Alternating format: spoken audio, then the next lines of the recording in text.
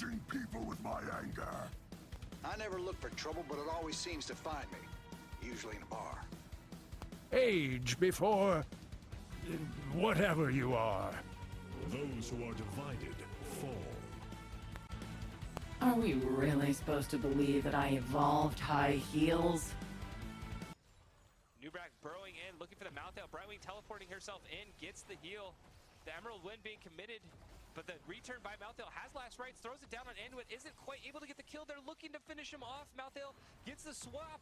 Dortos secures that kill, and now they're on the hunt. All 5 members here. A big 2-man stun by the Murden there, and they're continuing to press this. Nubrak is going to go down. Maev may get herself away. Malthael make sure that's not going to happen. 3 kills, and Kael'thas gonna be the 4th. 4 kills coming in for Infernal Affairs, turning it right back around. Covenant Spirit will come through. Light Bomb comes out. A little bit of miscommunication. No, big stun from Johanna. Vala goes down. Joe will trade her life. Great use. Finally, they're able to get the stay a while off. Orphea has been blasted. Imperious in the jaws. He says, you know what? I'm tired of your spears, man. So how do you like it?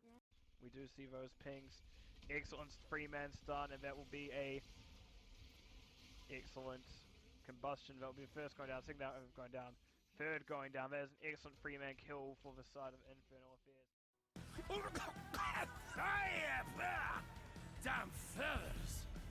Okay, I'm really sorry, guys. I told them the intro was like 3 minutes long, and apparently the teams were like, okay, that means we're going now. So, I will replay that between the games, but obviously I think the draft is a little bit more important than the intro, even though I worked really hard on it. Guys, my gosh, what are you doing? Heckin' rude, am I right? So, with that said, we do go ahead and have the draft going on. We are on Infernal Shrines. Sorry, the map bans. We did go ahead and have Infernal Affairs did go ahead and take first pick because they were the team head in the standing. So they got their decision on which one they wanted. So they are going to be going with first pick. We do go ahead and have the first pick on Ragu coming out on Deckard Cain, the character we actually saw them on in the introduction. Hello, Stoic. So let me go ahead and get this up and underway. I said 3 minutes, guys. This is why you can tell this is not a professional production. I'm like, they don't even wait for me. It's okay. Not like I worked 2 hours on that or anything. I kid. How like somebody's gonna go in and take Anduin. With that being said, we do have T-Cat coming in on Cassia. So both teams going ahead and actually securing in their healer first and foremost. Cassia being a bit of a damage. Morgana's coming out for Red Face Beast. Interesting. I have to wonder if that's going to change. Red Face Beast loves his DPS. I don't know that he's a tank, but we're going to certainly find out. And we have Sparklar coming out on the Sonya. So that is interesting. I have to wonder, is Infernal Shrine Sonya very good? Also very good is Leoric and Diva. Leoric also good, pretty good into Sonya, although that's just become a skill matchup and trying to avoid the grabby hands. Stoic, great question. I do not know the answer. I cannot tell you. But we do go ahead and have Deathwing being banned out. Interesting. And as well as the Hogger. Hogger always a huge priority on this map. Somebody you definitely don't want to be running into when you have to run into another team. Hogger could just basically like start the shrine, go make a sandwich, come back, and like push with it. Hello, all of you wonderful friends. Every one of you wonderful friends. For order comes justice, says the Tassadar, and Anubrak coming out on Mesos. Anubrak, his most played tank. Not surprised to see him coming out. Definitely a bit of an engaged comp coming in. Run in, get a lot of kills. The offlane are saving until the end, which is interesting because Sonya's already been picked. With every death comes honor. So we do go ahead and have Stro come out on Orphea and Hanzo on that Hexblade.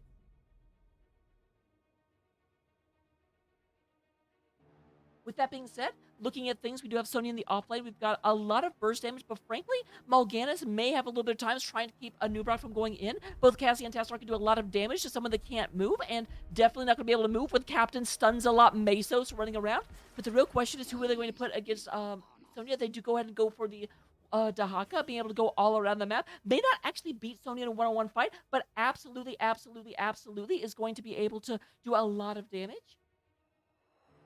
And, of course, be able to move in and help things. Why? I put in Dahaka? You want to put Deathwing? No, that's not right. Oh, it's because it's Dahaka, not Dahaka? stupid enunciation. I don't know what it is to you guys. Regardless, I will see you in game. We're going in right now. I'll put up the gambling up there because I know you guys love your gambling, and I will see you in just a second.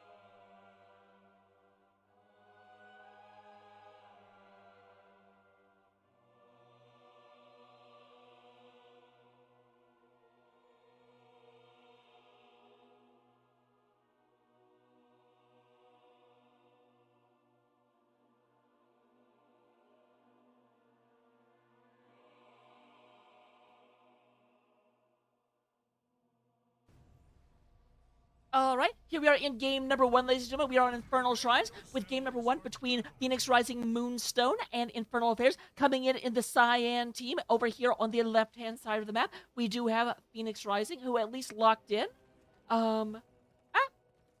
Wrong thing. We do have Stitch coming on the Tassadar, Mesos on that Anubarak. We do have Cassia coming in on T-Cat, Highlight Summer coming in on the Anduin, and then Weapons on the Dahaka.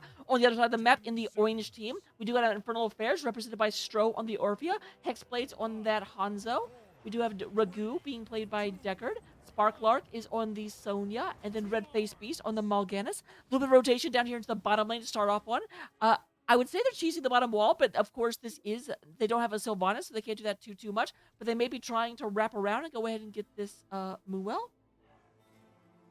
So no, they're just trying to make sure that there's nothing. They have people in every lane, not interested in the middle engagement right away. That's what we're actually going to see. You have a nice little 5-man in the middle, and here's the push out. Trying to push through, get a lot of damage, but here comes everyone else. Red Face Beast moves forward, tries to go ahead and stop the rotation. A little bit of a sleep going down, but a decent bit of damage going to Red Face Beast. There's a wall in the way. Red Face Beast trying to get away, but Mesos is doing a great job body blocking. Red Face Beast goes ahead and does a loop-de-loop, trying to get back into a better position, and will get out of here. No death for the Nethrezine. Up top, we do have Sparklark and Weapons. It looks like we've already got a rotation down, but no double soaking will happen as the rest of Infernal Affairs do move into the bottom lane. Let's all meet up, a little high five. Lucio's not in this game, but that's not going to stop them. Red Face Beast comes through, going to be like, I'm going to swipe with my claws, and you know what? They do so indeed. Here we do go ahead and have the Khazra camp being picked up on the side of Infernal Affairs. But Phoenix Rising Moonstone, not one to be left alone. Going to go ahead and pick up their own Khazras. Oh, and let me get this stupid thing out of the way. Darn it, I told myself I remembered to do that, and then of course I didn't.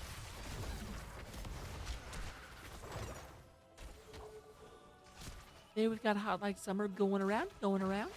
Taking a little bit of damage. This is a 5 versus 3, or 5 versus 4, because we do still have Tassadar in the middle, pushing in with this lane, trying to do damage, and is dealing quite a bit of damage done to this wall. With that, however, they're being a little bit more aggressive than I think maybe they want to be, because they are moving out, trying to get into the enemy lane. They are moving up, trying to collapse this Tassadar. Tassadar is moving back, but there is Sonya looking for this. Looking around, going ahead and get the stuns. Looks like Stitch is in a lot of trouble, and Stitch is going to go down. However, they did for their since actually they didn't get anything, not yet. Are they going to get this wall? We got 2 Cosmos working on it. There are spears flying. They're trying to get this taken down, and yes, they do at least get a tower. Tassadar's death was not completely meaningless. And meanwhile, down below, they do have a Khazra camp coming out on the side of Phoenix Rising Moonstone.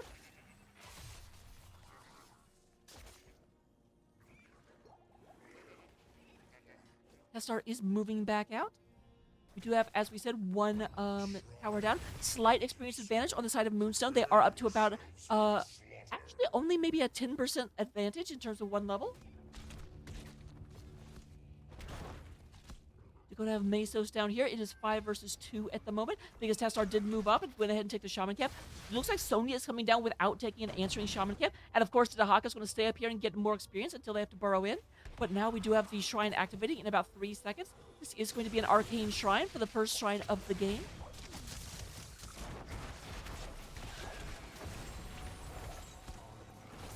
Go and have some nappy time. Mesos getting hit a little bit by Orphea. Does run in. Orphea not able to move. Is blind. Not able to survive very long. We have weapons going in, and Orphea going to be a big old pop like a pimple as she gets removed from the map. Just going to give a Phoenix Rising a bit of an advantage as they move through. Weapons going ahead and doing a lot.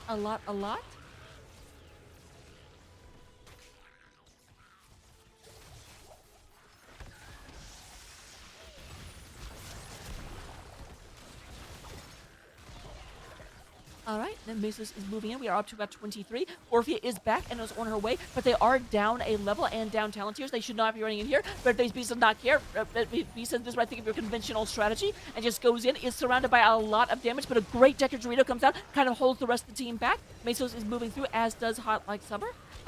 They are up, and Arcane Punisher is coming out. A little bit of spears go into Red Face Beast. Red Face Beast is not from the Diablo universe, but you know what? I don't think Cassia cares. Says you look a lot like one of the demons, so I'm still going to take you out.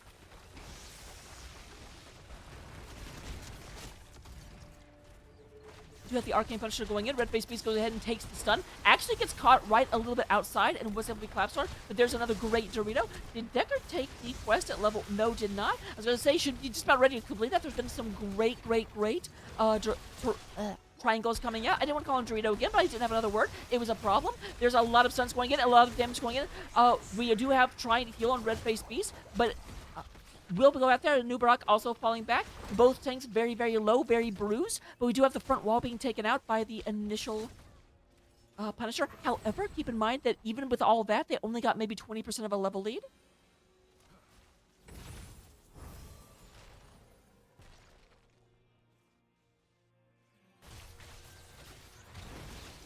Red Face Beast takes a little bit to try and go in there. Does move into the enemy team. I've got to say, this is very, very, very bold. Might be a little bit too bold. There's a lot of damage coming in, and we do have the demon goes down. So many potions around. Deckard is just like pulling his hair out if he had any.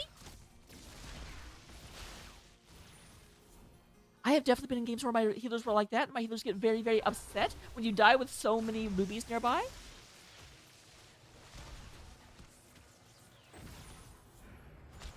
All right, we do go ahead and have in the middle the Battle of the Cosmos, but here comes weapons in. I'm going to try and harass this Sonya, move back. There is a ping as they're moving up. They're moving up to try and get the Sonya. Looks like Sonya is already pulling back, though, giving priority to the Cashra camp on the side of Phoenix Rising Moonstone.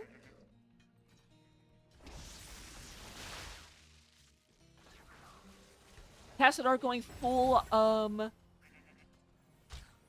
I don't know what build this is. I don't know Tassadar well enough, but full beam build, I guess is what we'll call it. Something I don't see a whole terribly lot. Usually I see the Q build at level 1, but not seeing it this time.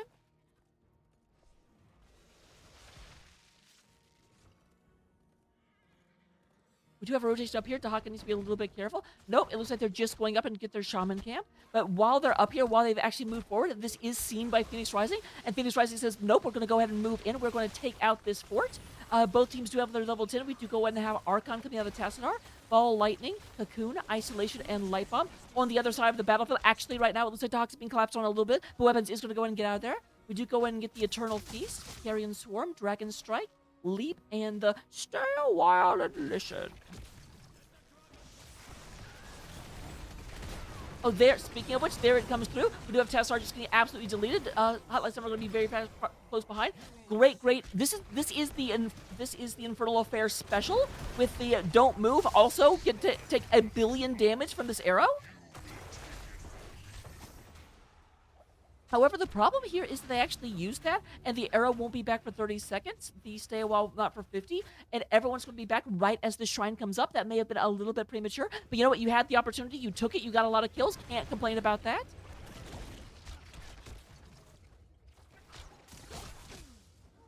They are moving up right now. We do have Weapons and T-Cat trying to take this out of the way. It does look like we're going to have the Shrine, Mortar Shrine coming in the middle. Stitch actually here first. Everyone's playing just in top lane, and this gives a very, very even trade so far. Dahaka not quite here just yet. 5 versus 4 at the moment. But of course, this is Dahaka. He can show up anytime he wants. We do have a slight advantage for Phoenix Rising trying to clear this. Nope, never. As I say that stops being true. But there's the tongue coming down. We do have the Nerazim. The Eternal Feast comes out, does end up hitting a couple times because Highlight Summer gets caught in there, not able to get out, and is going to be removed from the fight. It does look like we've got Nubrak taking a lot of damage. Sparklog is very, very low, but not low enough. We do have a Cocoon down onto the Orphea. Orphea is back. There's Stay While and Listen. We do go ahead and have a kill on Cassia as well as Dahaka. That is a 3 for nothing in favor of Infernal Shrines. And Infernal Shrines going to go ahead and clean up this, get the Mortal Punisher pushing down mid lane. Meanwhile, the rest of the team is moving up into the top lane to move in against this top fort.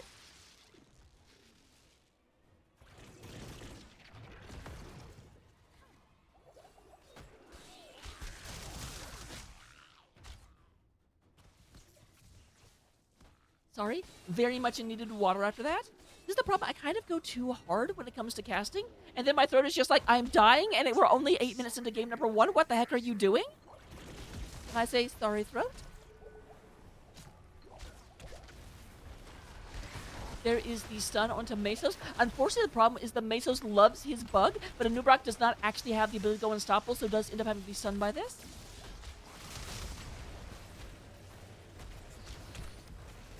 Here we go ahead and have the leap coming out and stasis coming down. There is another arrow, but this time the arrow gets very, very little value. A little bit of tickling done onto weapons, but nothing major. There is a wall coming out. Will not really stop Red-Faced Beast, but will come close. Mesos gets the double stun coming in. There is the ball. Oh, great leap from Hexblades. I think it may have been more luck than skill, but regardless, it completely nullified the ball lightning that came out. Stro in the back line. Orphea getting a lot of damage. There's a Stay While and Listen. We do go ahead and have Ragu getting a lot of damage. Weapons right on top of them. Trying to go ahead and take this out, and we do have Deckard going down. A lot of damage on the Sparklar. Sparklar trying to get back. TCAT wants this kill, and TCAT is going to have it. We also do have a kill onto Tassar in the back line, but that is a 2 for 1 in favor of Phoenix Rising, and they're turning this right back around. Hexblade's getting focused on, but there is a Sleeping Bug. Sleeping bugs get no kills. That is an ancient Chinese proverb. Actually, Mesos in a lot of trouble because down to 200 health and he's having to fall back. We do go and have a Red-Faced Beast pushing forward, but we will go and have a full retreat coming from Phoenix Rising right now. Oh, really, Shredded? That is my bad. You have to time the burrow just right? Is that what does it? I do not play a new Barak. I appreciate the correction.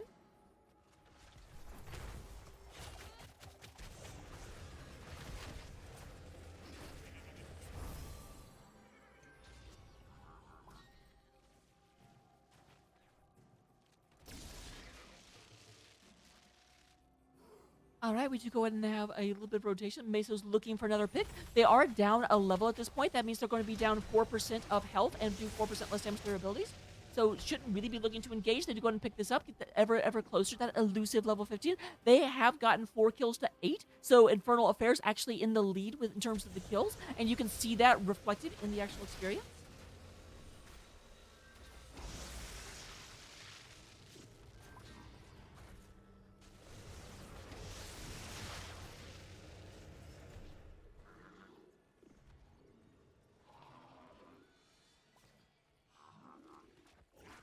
We do go ahead and have Red-Faced Beast going down. I wonder what they were waiting for. Were they waiting to see if someone would come down and try and support this camp? That's the only thing I can assume. But that's not going to be what happens. They're moving in. They're trying to get a little bit of damage done. But here comes the flank from the Red-Faced Beast coming in from the side. This will be a pullback happening.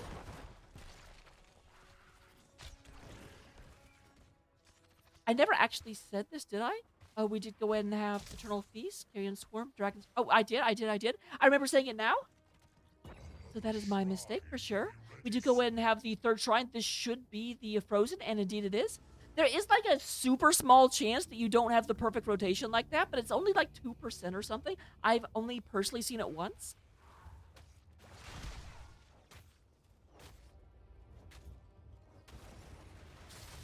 Here we have everyone moving through it. Red-Faced Beast looking for the sleep. Meso's going to have him fall back. Not going to catch anyone off with that little rotation. Both teams are level 16, so there is no disadvantage to the shrine, and the shrine is currently coming up. We do have the skeletal minions being cleaned up by the spinning Sonya. Dahaka is pushing top lane while all this is going on. And there is a just ton of damage. Orphea got a little bit caught out. And again, that is what a Nubrak does. But we do go and have a kill on Tassar in the backline. Got a little bit too far forward.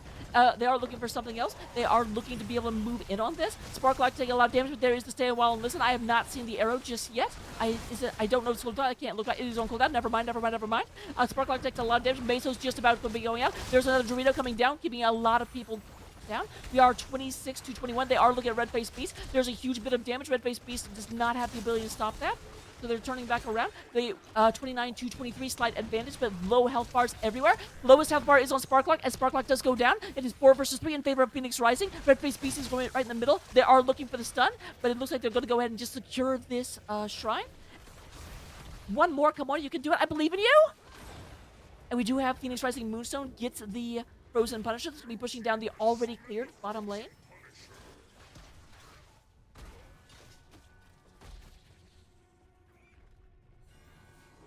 And yes, Serenity, whenever the shrine actually spawns, if you hover it on the minimap, it will tell you which one it is. There's no visual indication until the event actually begins.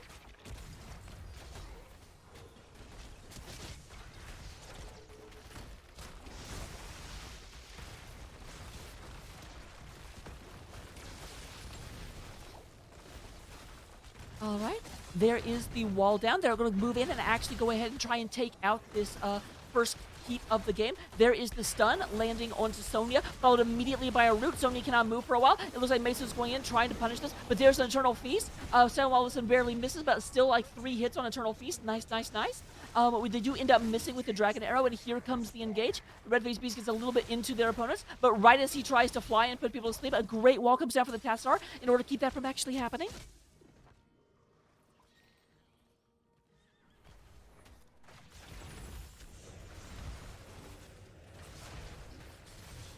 All right, we do have the casual camp being picked up. Looks like they're going to try and do a clean sweep, but Red Face Beast coming down. Again, another wall. I gotta tell you, Red Face Beast just hates this Tassadar. This is why they kill him so often. They're just like, I don't get to have any fun. Walls show up everywhere.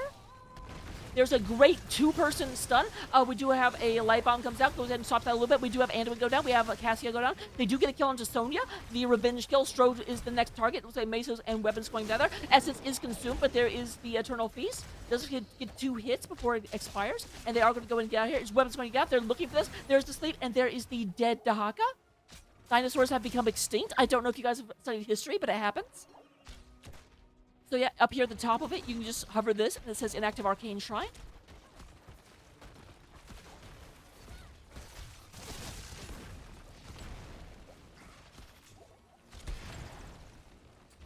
Meso's basically just having to completely quit this, and it is not the wrong call. However, while this is going on, we do have a camp in the middle just pushing for free value, and we do have another camp up top starting to push through.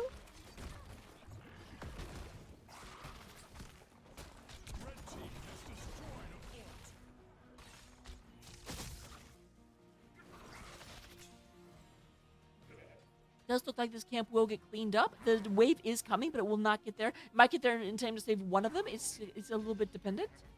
Bottom camp is picked up on the side of Infernal Affairs, and they are starting to rotate around, looking to be able to get back into this. I mean, I shouldn't say back in this game, but they do have a cleared lane, and they have gone ahead and taken down this fort, so that means they will get some catapult pressure putting back, but only some. Sparklock come back up here in order to stop this camp from getting free value.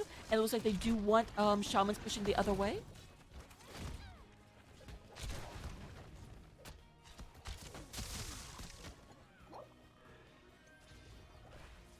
It does look like while they went ahead and moved to get that. Once again, I gotta say, Phoenix Rising is really good at just saying our opponents are somewhere else. Let's go and take free stuff. Every once in a while it backfires. Every once in a while they get too greedy. But for the most part, it's been very effective. They have cleared out all 3 of their opponents' fort and 1 of their keeps so far.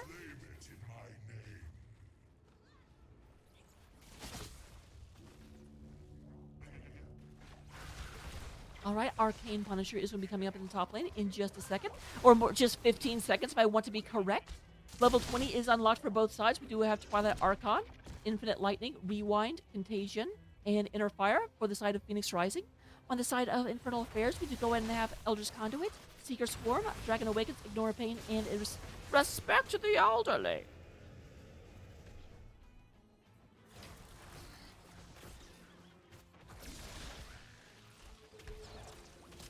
All right, we have a little bit of engage. Red Face Beast looking for this. There is a sleep. Oh, nice back and forth. There is, slightly missed time. We do have the, there is the great stun going in. A lot of damage, and we do have Orphea just to lead around the mech. Sparklock is the next target. Are looking in there, looking at a lot of abilities. The arrow did end up missing a little bit ago, and Sparklock is just going to get absolutely pummeled. Never mind. Great healing coming through. And there is a second arrow. We do go ahead and have Cassia going down. It looks like Weapons is the next target. Are they going to turn this around? We do have Mesos going down as well. I really thought Phoenix Rising was going to take that, but no. It looks like the tides are turning right now. There is a third arrow coming in. Obviously, that level 10 or that level 20 making a huge bit of difference. They are still up. Red-Faced Beast is sitting in here. Let's go ahead and get the Swibbity Swipe. There is a burrow coming out. The Dorito is going to miss. Sonya is just moving away at that top port. Meanwhile, we do actually have catapults down here at the bottom. 5 catapults hitting this core. Great job avoiding these. How often do they get to do that? I don't play Hanzo enough. Oh, and basic attacks. That's why it's happening so often. We're down to 53% on the core. We do have a wave coming in. We're down to 41%, down to 35%. Stro has had to go back in order to try and deal with this. We're down to 24%, 21%, and 21% is where we're going to stay. We are up to 32 shrines, but it does look like, no, Dahaka is going in, trying to go ahead and end this.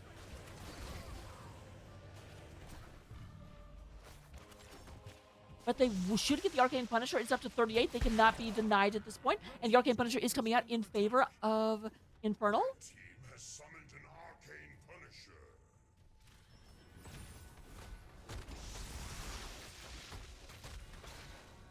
We do have a little bit of a hunt down on Dahaka, and it looks like Dahaka will go down.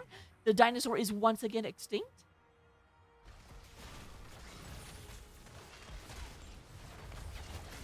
It does look like we have quite a bit of damage coming through here.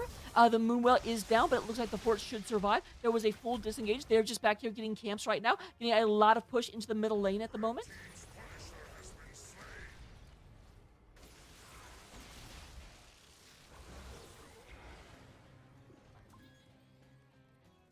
Are they gonna go? Yep, they're gonna go ahead and pick up pressure on the top lane. Pressure on the top lane. Ba-da-ba-ba.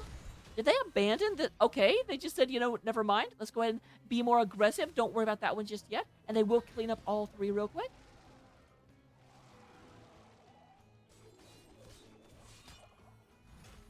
This looks like this camp is cleaned up with minimal effort on the side of Phoenix Rising.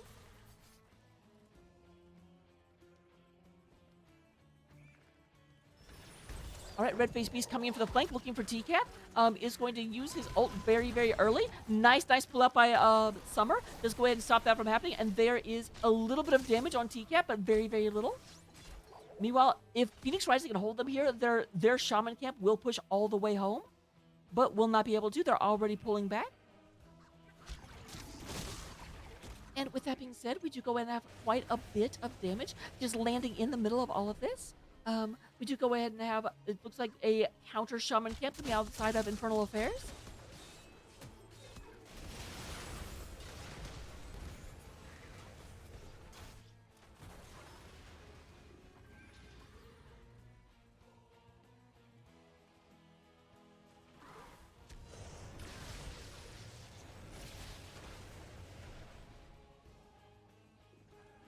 All right, right now the only pressure is the Shaman camp up top. Looks like they are moving in, looking for something. Red-Faced Beast is in the bush. There is another wall out in order to stop the engage until they're good and ready for it.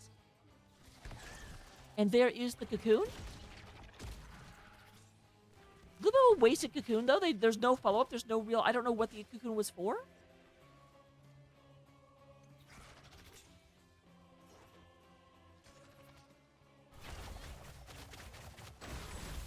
They will come up here, go ahead and clear out the Shaman camp. Core is still sitting at 21%. With the extra shield, that's basically 71% on the core.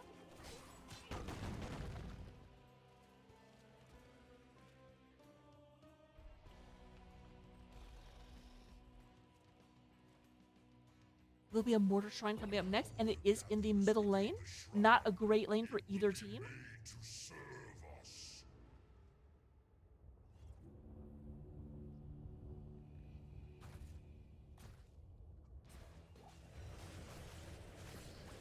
You go ahead and have a nice stand up. Red-Faced Beast looking for weapons. There is the engage. The weapons goes ahead and burrows almost immediately. There is the nice stun on the light bomb. There is the stun. It looks like they've decided to go ahead and make weapons their target, or make Red-Faced Beast their target. But no, they stood in the arrow. The arrow ended up being a lot of value, and we do have Cassia and Nubrak both going down. Dahaka going down in the back lane. It's only Hot Like Summer and Tassar still alive. They will get out, but this is going to be basically a free shrine on the side of Infernal.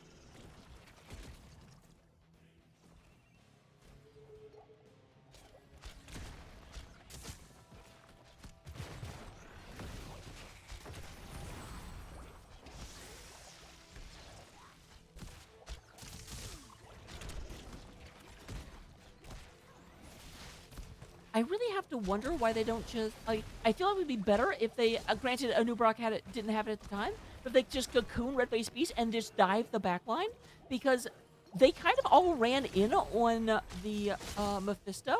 But the problem is their entire enemy team is looking for them to be in one spot, and that is 100% not the way you want to do this. My chat is calling GG. I don't think it's that cut and dry.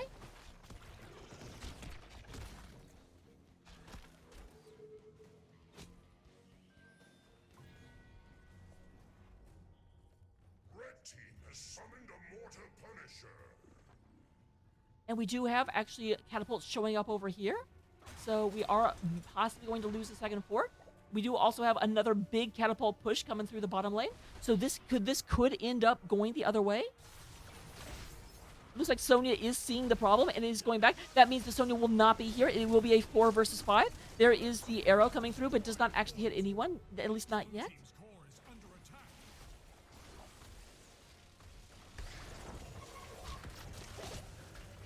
There is the ult coming out of Mal'Ganis. Already the Punisher half dead. They need to be a little bit careful overstaying their welcome right now. They do have an exposed wind lane for their opponents. But Infernal Affairs is looking for a win on Infernal Shrines, but they do actually get the kill on Hanzo. There's a counter kill onto Tassadar. Stro here in the back. Highlight Summer and Meso's looking for this. Does go ahead and get the stun, and it looks like that's going to be a dead Orphea. However, the core is down to 10%. Sparklock wants this. Sparklock going in. We're down to 5%. There is the Cocoon. Red Face Beast going in, and Red Face Beast does end this. Game number 1 does go to the side of Infernal Affairs.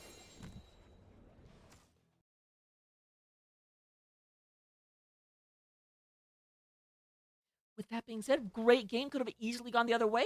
I do hope we get a full series out of this. I want to see 3 games. I want to be here with you guys all night long. So, with that said, looking at the stats, in terms of the healing, we do have Ragu doing 92,000 healing. Summer coming in second with 71,000.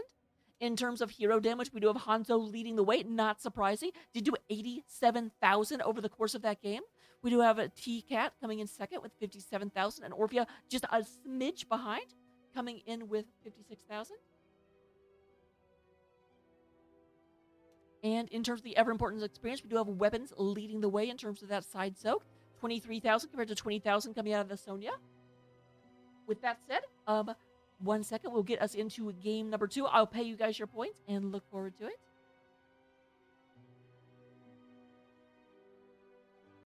Anger management. I'm great at managing people with my anger. I never look for trouble, but it always seems to find me. Usually in a bar. Age before whatever you are. Those who are divided fall.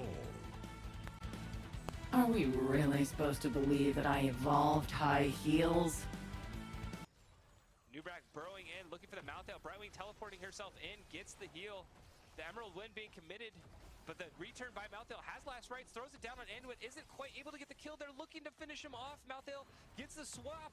Dortos secures that kill, and now they're on the hunt. All 5 members here. A big 2-man stun by the Murden there, and they're continuing to press this. And Nubrak is going to go down. Maev may get herself away. Malthael make sure that's not going to happen. 3 kills, and Kael'thas gonna be the 4th. 4 kills coming in for Infernal Affairs, turning it right back around. Having his spirit will come through. Lightbomb comes out. A little bit of miscommunication. No, big stun from Johanna. Vala goes down. Joe will trade her life. Great use. Finally, they're able to get the stay a while off. Orphea has been blasted. Imperious in the jaws. He says, you know what? I'm tired of your spears, man. So how do you like it? We do see those pings. Excellent 3-man stun, and that will be a excellent combustion. That will be the first going down. Second going down. Third going down. There's an excellent 3-man kill for the side of Infernal Affairs. Damn feathers! They are dust. We are the wind. Bugs this big become features. Hmm? Of course the sword is just for show. I have a gun, you fool. I'd be more nihilistic if I wasn't so fatalistic. There's a great lockdown from the Anduin. Double kill onto Murden and Sonya. Weapons is having to use some SSC heal up. but this is going to give a great advantage to Moonstone as they go ahead and clean that up. There is the brush talk from Dahaka. As to get the tongue onto Jen. Jen, however, getting tethered back in. And that will be Jaina going down first, quickly followed up by Zul'jin, and then the Barbarian herself. So as I say that, nice double chunk over the ETC. There is the land coming from the, and once again, that great Warden's Cage does catch both Stitches and Rhaegar right in the middle. It does look like Ronan and Lady Ronan are going to, as I mentioned before, die together. Although actually, is Iceman going down? Weapons wants this. There is the spin, and yes, Ronan is the sole survivor. I said they would die together. I said they would die like samurai, but I forgot that Ronan are samurai without a master, so they don't play by the rules.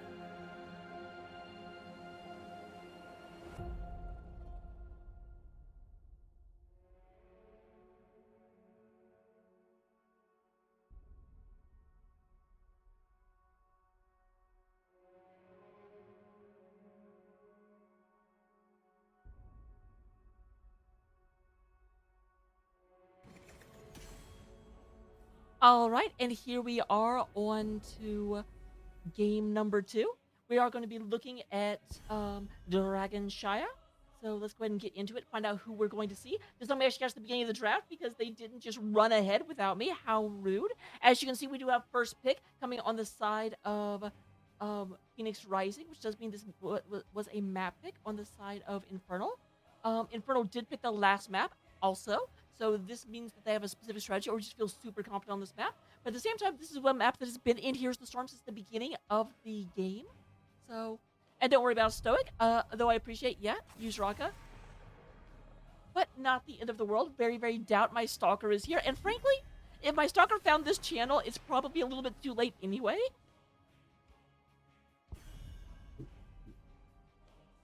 So we do go ahead and have, once again, this time they do go ahead and ban out the Anubarak, trying to keep that from Mesos. Deathwing is continuing to be banned out. I have to wonder, do Phoenix Rising have a reason they hate Deathwing? Because really, like, I'm not saying Deathwing's a bad hero, but I'm saying Deathwing does not deserve this level of fearfulness. Especially before any heroes have been locked. He is super counterable, and just, right-click him as a group. Oh, we do have Falstad being removed. Different bans coming out on the side of Infernal Affairs. We'll have to see where this goes. But now we have the actual picks.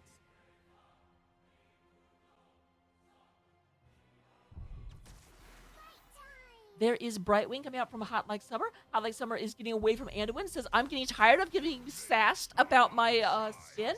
So I'm going to go with Brightwing because you can't go wrong with Brightwing skins. Actually, you can. I kind of hate the monkey one. On the other side, we do have Leoric coming out of Sparklark. Interesting pick. On this map, I do feel like Leoric is good. He's one of my mains. I like Leoric, but I wouldn't necessarily want to play him here.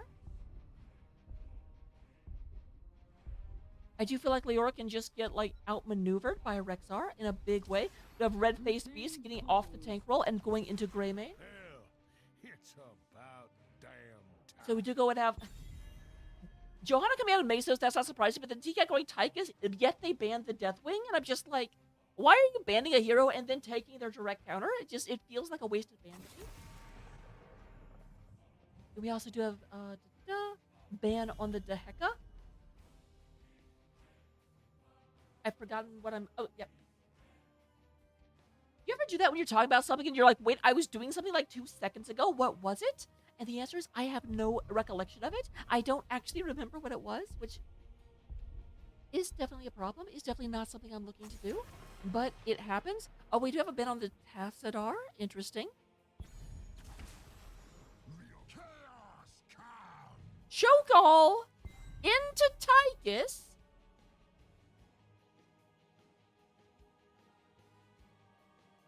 Okay. I mean, this will actually let me go ahead and see, Straights? Straights is coming out here?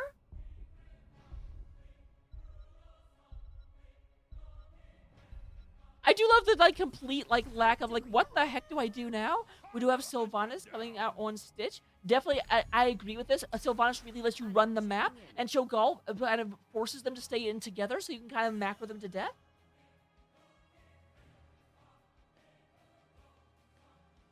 Oh, I'm falling behind. Hogger on weapons. And then we do go and have Ragu on that Anna. Anna, very, very good with Cho'Gall. Do not probably need to tell you that. So we'll go ahead and move into this. Very interested, very excited to see this game. We'll go have to see where this goes. I am a little bit... But regardless, we'll get into the game. Looking forward to it.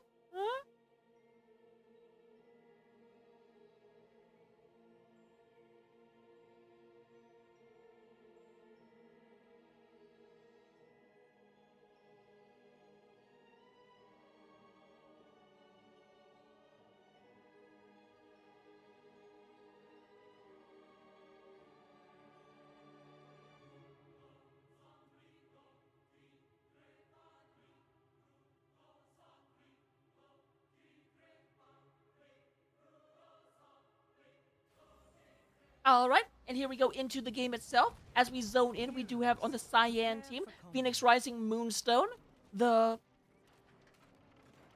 Maraudin Mercenaries, the Regents of Rebellion. I enjoy being stupid. Regardless, we do go ahead and have them represented by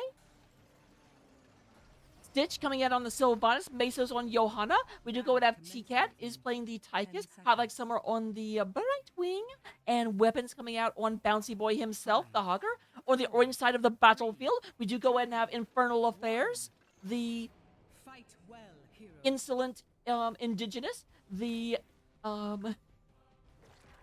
Association of Anarchy. We do have Stro on Cho, Hexblades on Gaul, Ragu playing the Anna.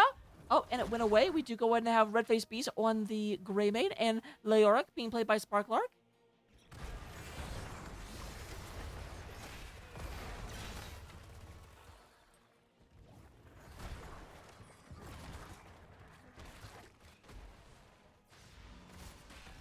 So here comes everyone else kind of moving through. Nice rotations going up and down. We do have Cho'Gall into the Bouches coming through. We do go ahead and have Leoric bouncing back and forth. Weapons goes ahead and cleans up this top lane.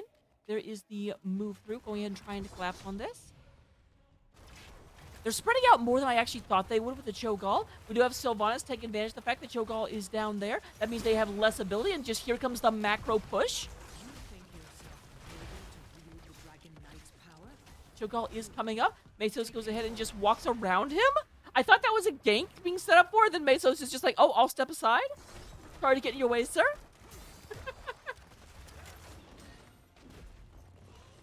Sparklark losing the fight up here, at least so far, but we'll have to see if that continues. Not terrible. They do go ahead and have some pressure being put up top. Ragu and Red-Faced Beast, we'll have to go ahead and try and take this out. Meanwhile, we do go ahead and get the Giants being secured up here. Inherit the Dragon Knight's power and lay waste to this forsaken kingdom. Looks like they will be going in to try and take this out. Ragu and Red-Faced Beast are in the area. I'm going to scout this out in just a second. But Cho'Gall is down at the bottom of the map. He is trying to move in. Is going to run into the rest of the team. Does run right into Tychus' minigun. Gets knocked down very, very, very far. We do have people in chat saying that Tychus wasn't a great counter to Cho'Gall. Well, eat that. That's what I have to say to you, Mr. Sirs. Okay, technically Cho'Gall survived. Shut up. Sylvanas moving into the middle to try and make sure we don't have a Cho'Gall Dragon Knight. Meanwhile, Highlight Summer does come down in order to secure that. There is a battle up top between Weapons and Sparklark, and Sylvanas does secure this. No actual pickup.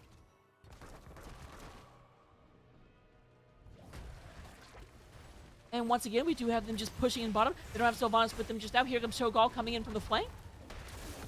Drades does get polymorphed. There is Red Face Beast doing a little pouncy pounce, trying to get on top of them. But Highlight Summer moves in. We do go ahead and have the top shrine being secured right now by Weapons. Lyric being pushed away by Stitch, who is staying here in the middle lane.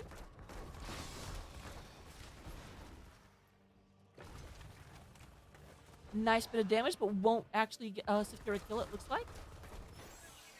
Now down below, Hot Like Summer is a little bit isolated as there is a rotation up here in the middle. Trades is on top of TCAT looking for this. TCAT does move, is down to a... Okay, I do not feel like that actually hit. I disagree. I want a recount.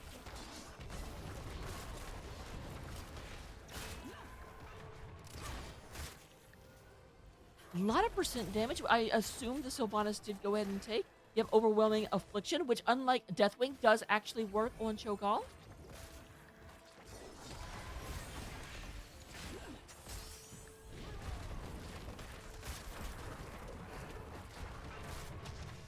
A lot of damage landing on Stitch right now. It does look like both shrines have been taken back, and Stitch is going to be taken out. A lot of damage on the Red Face Beast right now. They are trying to fall back. Straights is taking a lot. We do have Hogger moving into the area from above. Meanwhile, Brightwing is going to secure this lower camp. Oh, it was the dot? Okay, that makes sense. I just saw the ability, and I'm like, there's no way that hit. I was watching.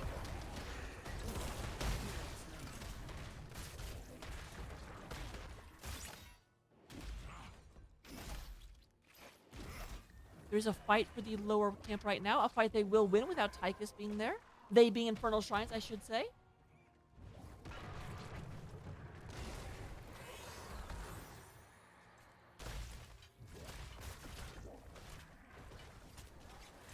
Cho'Gall goes in and catches a bullet to the butt. Meanwhile, Sylvanas going to up here and continue to put pressure all over the map. It looks like we've got Tychus there as well. Lyric is in the middle. I was going to say ready to be the Dragon Knight, but of course that has been taken. But meanwhile, down below, we do have Brightwing being taken out by Greymane.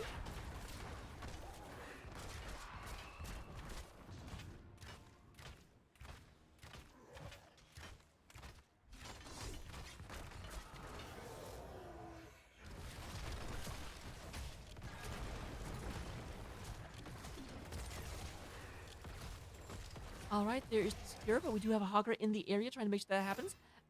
Little bit of an experienced lead coming outside of Infernal Affairs right now. Sparklark going up here. It looks like okay, we got Sylvanas there as well. Moves up, trying to make Leo uncomfortable, trying to make sure that this gets some value. Meanwhile, there's a lot of pressure down below. Straights is taking quite a bit of damage, is falling back down to about 50% health, is being healed up by Ragu.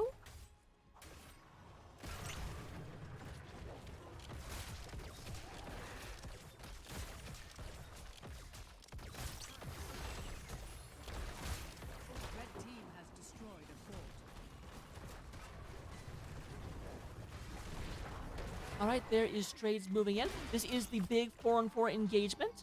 It looks like that's just going to be given up by PRM. They are down 10s. They don't want to actually fight into that. I don't really blame them. Now at level 10, that is the question. What will really change? We've got the engage from Hogger and Johanna. Looking at level 10s on the side of Infernal Affairs, we do go ahead and get the upheaval from Cho, Entomb from Leora, Twisting Nether from Gall, Cursed Bullet, and Nano Boost. Meanwhile, we do get Mind Control. I was actually wondering if it'd be Mind Control or Wailing Arrow. Mind Control makes sense because you can't actually silence Gall, so you'll get less value out of that. Here comes a lot of damage. There is a lot. We got just a huge amount. Mind Control coming through.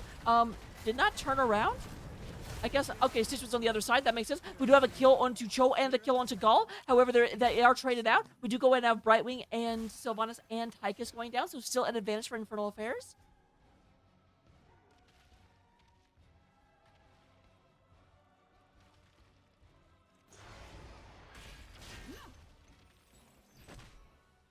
All right, battle up here between Leo and Hogger.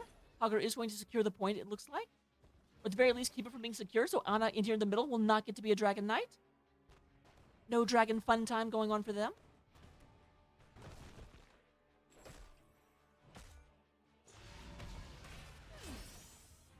And here is Stitch and T-Cat moving on through.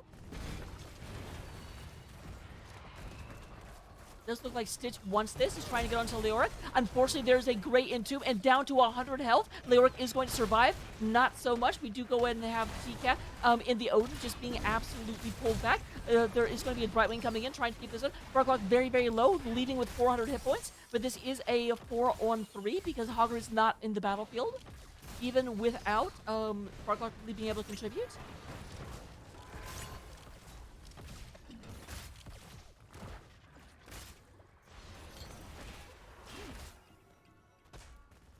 Level 13s are online for Infernal Affairs. They are going to move down to secure the bottom shrine. There is a battle up top. Sparklock having to fall back is starting to slowly heal up, but Weapons not having really taken any significant damage.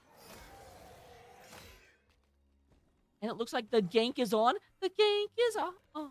Now this is Leoric. He is difficult to gank for sure, but not that difficult to gank as he does go down. The Skeleton King meets his untimely end. We do go ahead and have Phoenix Rising pushing in, trying to take the top area. But meanwhile, in the middle, Infernal Affairs are moving straight on through, going a lot of damage, just pushing through the wall. Both sides want to keep. Actually, it looks like Moonstone is moving down. They are going underneath the vision, so they will not catch anyone off guard as Infernal Affairs do pull out of this.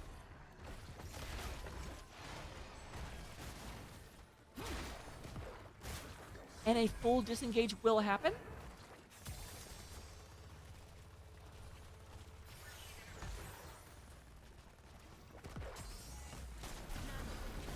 Oh, Summer!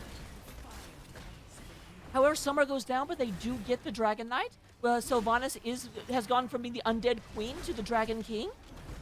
Nice. That is what they hadn't thought about. Whenever you kick with the Dragon Knight, you actually get both Cho and Gaul out of the fight. So it's actually extra value. It's a circus of value.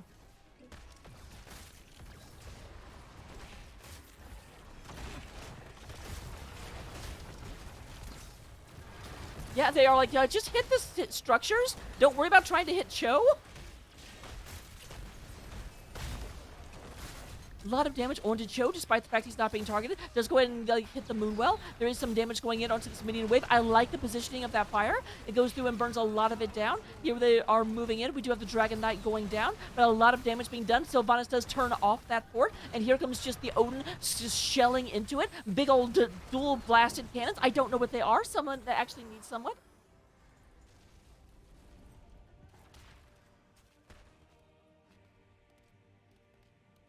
All right, looks like the lower camp will be picked up on the side of PRM. Meanwhile, the Giants are being picked up by Infernal Affairs. They have it. Are they going to actually move in and try and take this?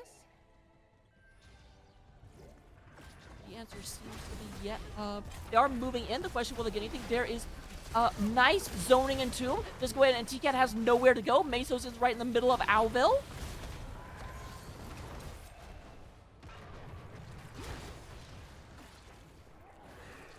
Saying Mesos will be able to get out. Brightwing lands. Cho'Gall might be a little bit far forward. Does turn around. Does not want to actually stay into that fight any longer than they have to. But meanwhile, up top, Weapons has been getting value the entire time. They are moving through. Weapons does pull back as Leoric disappears from the map. Thought Cho might be rotating up. But no, we do go and have Red-Faced Beast and Ragu in the bottom, going ahead and stopping that. Meanwhile, we do have a fight over here. Straides is in the way. Nice double stun. We do go and have Hawker moving down. Mesos taking a lot of damage. Is going to be down about 400 health. We do have Greymane wants this, and Greymane will have it.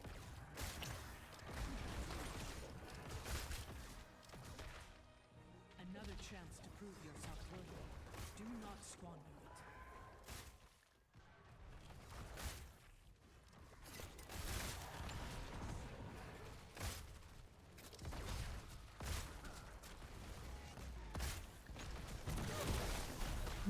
That upheaval just keeps pushing one person out of position, and that person just gets exploded.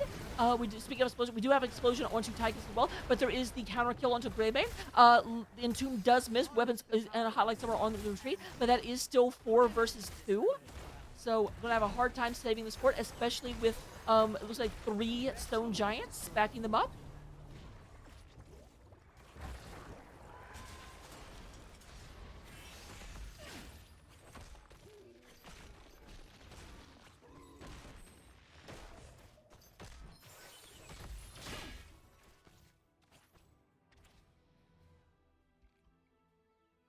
All right, we have Hogger moving up here, trying to stop Sparklark from taking this position. Posizione.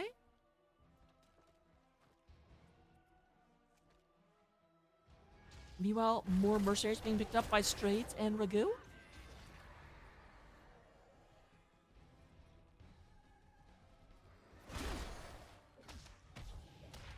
Does look like they are looking at another potential Dragon Knight. Highlight Summer is face checking the bush, but thankfully everyone was in the middle. I'm going to give her the benefit of the doubt and say she knew that.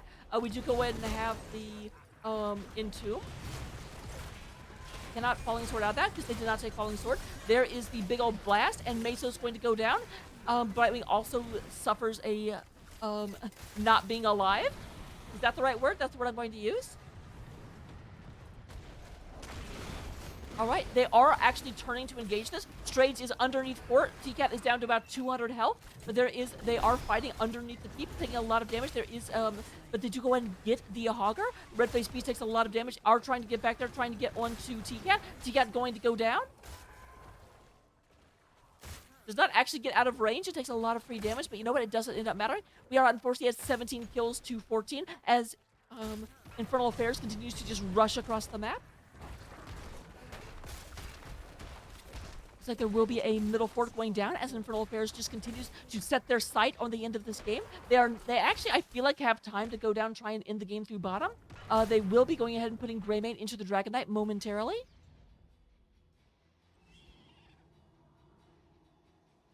I tried to save this realm. Now it burns.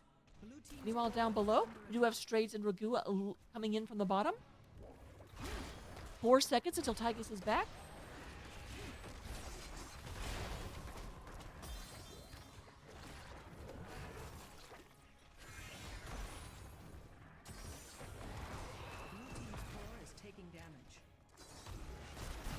All right, there's a nice stun on 2 people. There is the again they just dive in right into the middle of all of the damage that their opponents are doing. I hate to say it, but this looks like it's gonna be GG as we do have both the damage dealers on the side of PRM going down.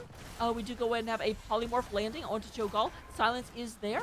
We do go ahead and have a lot of damage. The core is down to 40% as the Dragon Knight just continues to wail away. Greymane, it does extra damage in melee form. Does not count for the Dragon, but you know what? It doesn't even have to, as we do have game number 2 as game number 1 goes to the side of Infernal Affairs. They move on to the finals of Division B Northeast.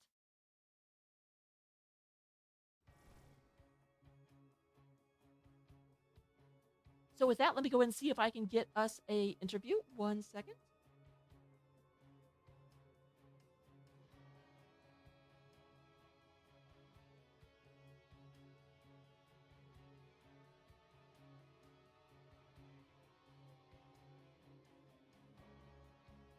If I can find the channel.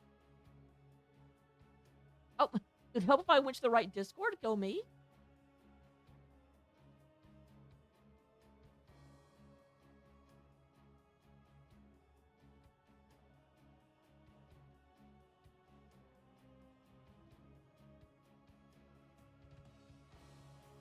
All right. Go ahead and get on over there. Turn this off because it doesn't have anything on it yet. And we'll see if I'm joined for an interview. Very, very well played, Infernal. Very, very... Game number 1 was clutch. Game number 2, less so.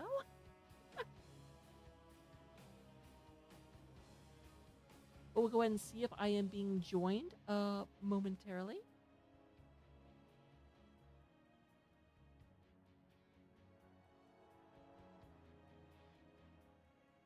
All right, it looks like Stro is going to be coming in, I think.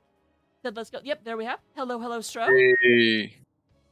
Congratulations. Congratulations. Very, very well played series. Game number 1 had everyone sweating. Yeah, us included. So, first question, kind of a gimme question, but oh well. How are you guys feeling right now? Oh, excellent. I felt pretty good. I mean, I've been prepping for this all day. Sorry about my work. But yeah, I've been prepping all day at work for this series. I didn't want to take this team lightly. I knew they took out Wait Till 10, our number 1 seed. So, I expected a lot from them, and we got a lot from them. Game 1 was nail biter for sure. But I think we were able to kind of guesstimate and really read what they were going to draft, especially game 2. We knew exactly what they were going to pick and then drafted Cho for it. and I knew they just couldn't kill it. That kind of sums up what I saw in game number 2 as well. But we'll start with game number 1. You did get to pick the map both times. No, actually, game 1. We first picked game 1. So it is funny. Yep. You named your team Infernal Affairs, and then they took you to Infernal Shrines. Yeah, they let us have our namesake, which, I mean, we've had somewhat mixed success. I know we have a positive win rate on that map, but it's the most popular map in NGS right now. So, I mean, it's not a surprise that they wanted to play it. It's been a minute since we've played it, but I'm glad to get to play that map. I mean, winning a playoff match on your namesake map is kind of nice. So the big thing I kind of want to talk about when we come to Infernal Shrines, I'm trying to remember that game. Whenever you guys were fighting over that top shrine, and then you started getting the buildup of the, like, I think it was 5 catapults down below, how did you keep literally everyone from running back to core? Because I kind of felt like that's what my team would have done. Everyone was just panicked and backed. So I'm pretty sure I died relatively early in that fight. It was some cocoon into isolation into I don't get to play the game. So it was about 20 seconds ish when I saw the wave getting close to the core, and I said, "Guys, I got core.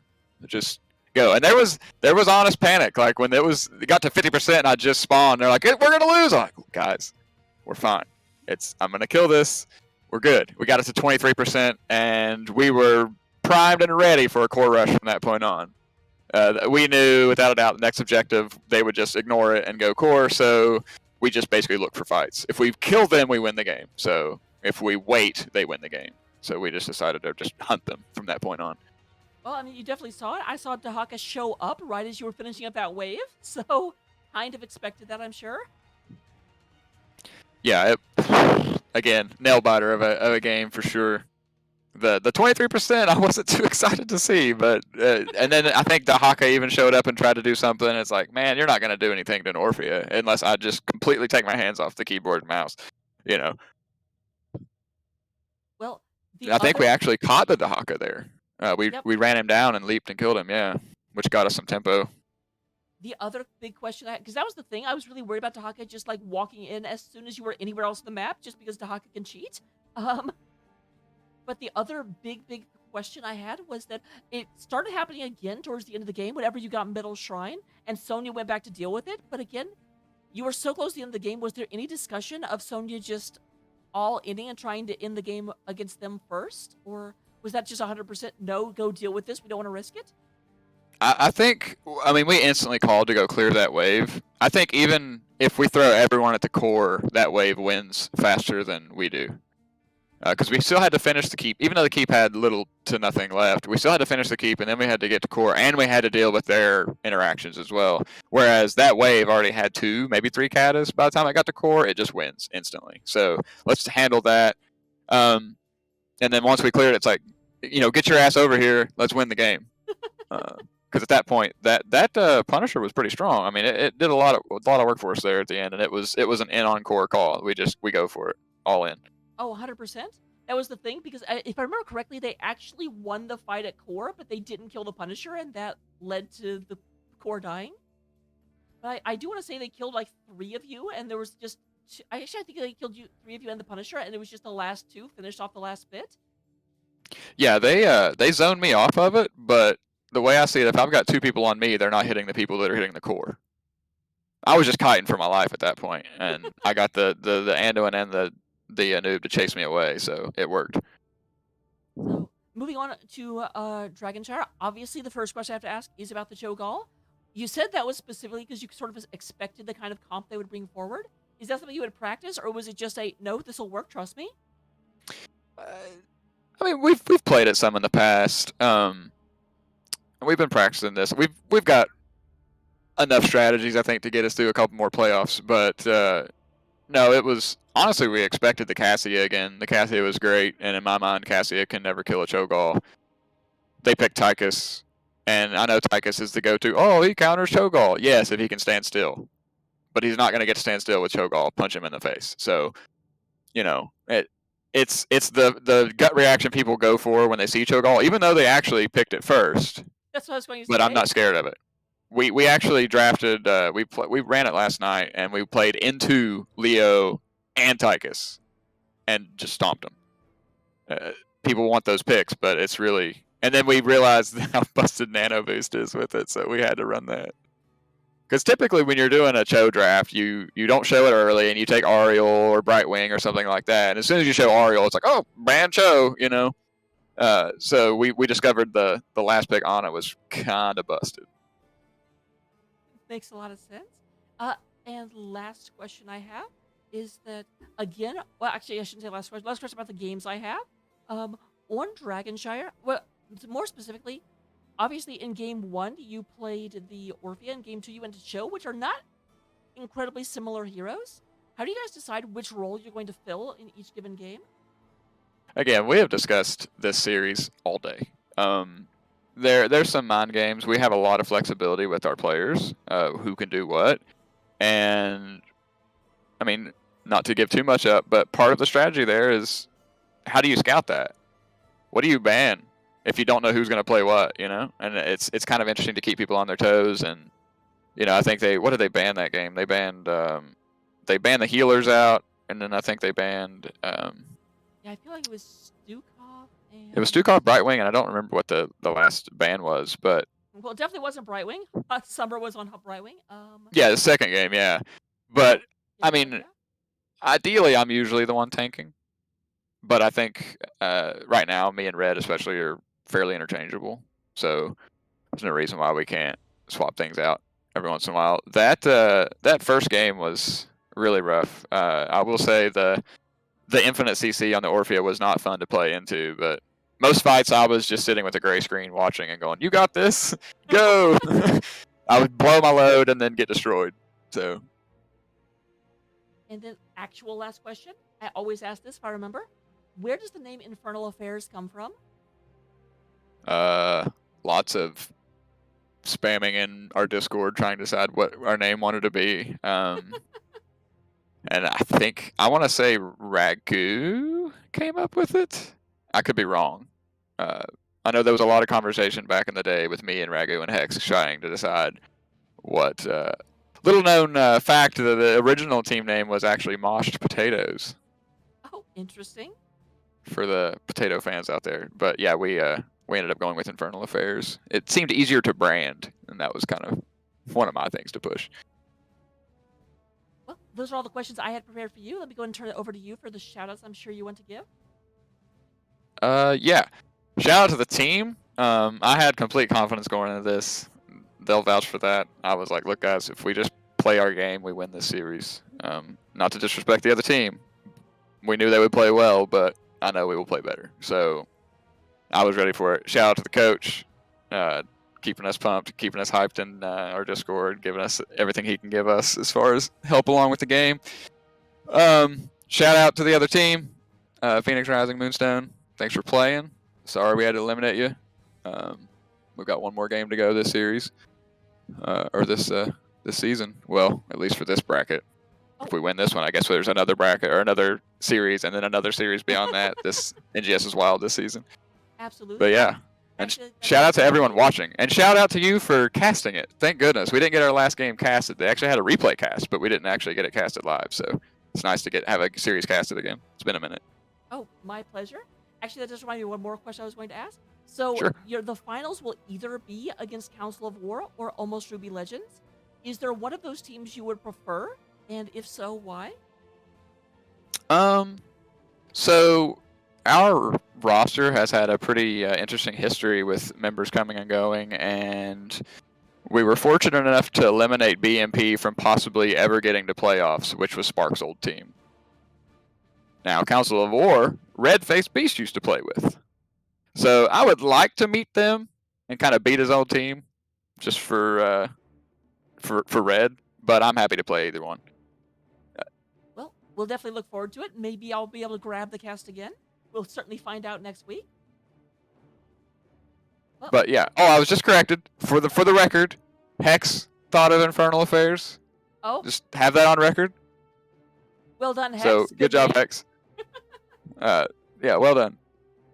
But yeah, thanks for the cast. Thanks again. Oh, absolutely, my pleasure. Even though Red-Faced Beast was unintentionally really mean to me today, so to kick him. Yeah, he does that. We mute him. But with that said, I'll go ahead and let you enjoy the after party. Don't do anything I wouldn't do. We're just gonna hang out and celebrate. Well, have a good one, and I will see you guys hopefully next week. Either watching the cast or doing it. One of the two. Hey, either one is fine. As long as it's casted, I'm here for it. But thanks a lot. Thank you. And for all of you guys, let me go ahead and just move it on over. It does look like we have another cast going on right now. We are going to go ahead and move over to a Heroic Division cast. Bronze 6 going against Team Happy Cloud, being cast by anyone.